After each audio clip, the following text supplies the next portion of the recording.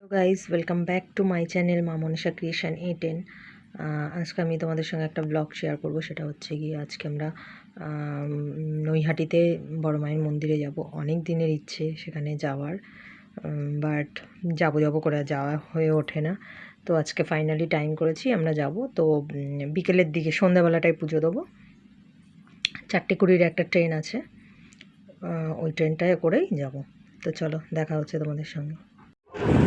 তো দেখো, আমরা স্টেশনে পৌঁছে গেছি, বিধাননগর স্টেশনে। বুঝতেই পারছো ট্রেনটা একটু লেট আছে, ওই জন্য আমরা ওয়েট করছি।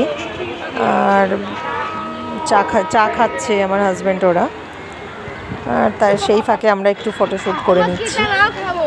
এই দেখো, আমরা একটু ছবি তুলছিলাম, একটু ভিডিও করছিলাম। এবার ট্রেনে উঠবো, ট্রেনে উঠে গেছি। দেখো, ট্রেনটা এবার ছেড়ে দিল।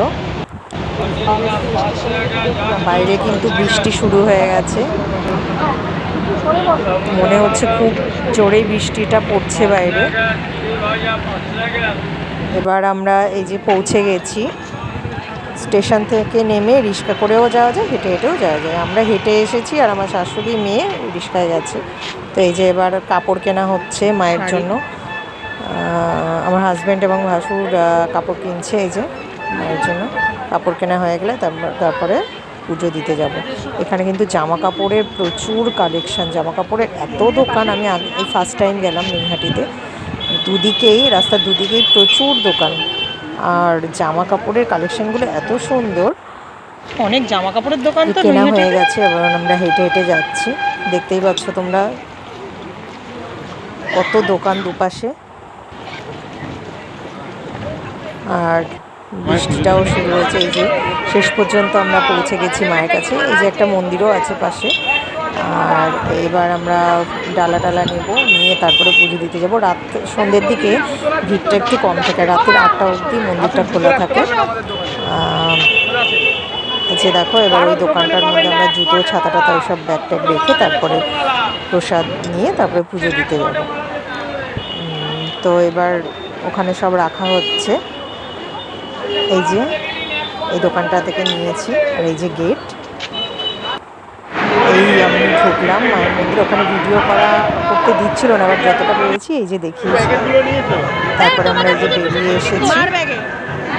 তারপরে গঙ্গার কাছে ধূপ ধরাতে হয়। ধূপ আর কী করে ধরাবো, দেখতেই পাচ্ছ প্রচণ্ড পরিমাণে বৃষ্টি হচ্ছে। তো ধূপকাঠি মোমবাতিটা আমরা এই গঙ্গার পাড়ে এমনি রেখে দিয়েছিলাম। প্রচণ্ড বৃষ্টি, পুরো ভিজে গেছি। এবার ওই ধূপকাঠি মোমবাতিটা ওখানে দিয়ে আমরা এবার রিক্সায় উঠবো, উঠে আবার স্টেশনে আসবো। বন্ধুরা দেখো, আমরা নৈহাটি থেকে ফিরে বাড়ি চলে এসেছি ঘুরে। প্রচণ্ড বৃষ্টি ছিল, বৃষ্টিতে প্রচুর ভিজেছি আমরা। তারপরে ওই ভিজেই ট্রেনে করে বাড়ি এসেছি। তো যতটা সম্ভব তোমাদের সঙ্গে ব্লগটা শেয়ার করেছি। তো দেখে বলো কেমন লেগেছে। আর আমার চ্যানেলটা সাবস্ক্রাইব করতে ভুলো না, যাদের সাবস্ক্রাইব করা নেই। তোমাদের আশীর্বাদে আমার চ্যানেল এখন 524 হয়ে গেছে, হাফ মনিটাইজ হয়ে গেছে। আর আশা করি 1000 সাবস্ক্রাইবারও খুব তাড়াতাড়ি হয়ে যাবে। তো টাটা, দেখা হচ্ছে তোমাদের সঙ্গে নেক্সট ব্লগে। বাই, সবাই ভালো থেকো, সুস্থ থেকো।